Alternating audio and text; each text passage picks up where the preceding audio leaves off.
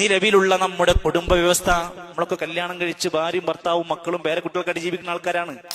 ആ വ്യവസ്ഥ മുഴുവൻ തകിടം മറിക്കുന്നതാണ് പുതിയ ഈ സമ്പ്രദായത്തിലൂടെ സ്വർഗരതിക്കാർ കൊണ്ടുവരുന്നത്. ഇത് ഈ സിസ്റ്റം മുറിച്ച് പൊളിച്ച് തകർക്കാൻ വേണ്ടിയുള്ള ശ്രമമാണ്. അതിന് നല്ല നല്ല ഡിസൈനുകൾ ഇട്ടുകൊടുത്തുകൊണ്ട് മഴവില്ലിന്റെ അഴകി ചാർത്തിയിട്ട് പുതിയ പുതിയ സംവിധാനങ്ങൾ കൊണ്ടുവരികയാണ്.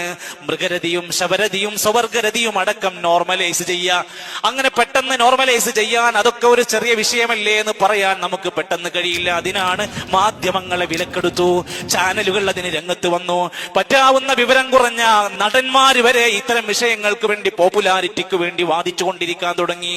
ഒരുപക്ഷേ സുഹൃത്തുക്കളെ, ഇത്തരം കേസുകളിൽ ഇത്തരം കാര്യങ്ങളിലൊക്കെ ആരെങ്കിലും അകപ്പെട്ടു പോയെങ്കിൽ അവർക്ക് നാട്ടുകാര് നല്ല അഭിനന്ദനം കൊടുക്കും, സോഷ്യൽ മീഡിയ അവരെ പൂമാലയിട്ട് സ്വീകരിക്കും. പക്ഷേ ജീവിതത്തിലെ പ്രിയപ്പെട്ടവരായ മാതാപിതാക്കൾ അടക്കമുള്ളവർ കണ്ണീരോടുകൂടി മാത്രമേ ആ വാർത്ത സ്വീകരിക്കുകയുള്ളൂ. ഇന്ന് വരെ നമ്മൾ കേട്ടിട്ടുണ്ടോ ഈ നിലക്കുള്ള ലെസ്ബിയന്മാരോ ഗേമാരോ ആയി ജീവിക്കുന്നവരുടെ വാപ്പയും ഉമ്മയും വന്നിട്ട് എന്റെ കുട്ടിക്ക് എപ്പോഴെങ്കിലും ഒരു സന്തോഷം ഉണ്ടായല്ലോ, ഞാൻ ഇതിലൊക്കെ ഏറെ അഭിമാനിക്കുന്നു എന്ന് പറയുന്ന ആരെങ്കിലും ഉണ്ടോ? ആർക്കും ഉൾക്കൊള്ളാൻ കഴിയില്ല. ആയിരക്കണക്കിന് പ്രൊഫൈലുകളിൽ നിന്ന് നിങ്ങൾക്ക് ഏറ്റവും ഉചിതമായ ഒരു പങ്കാളിയെ കണ്ടെത്താൻ ഇന്ന് തന്നെ യെസ് വാപ്പ് സൗജന്യമായി രജിസ്റ്റർ ചെയ്യൂ. ഇൻഷാ അല്ലാഹ്.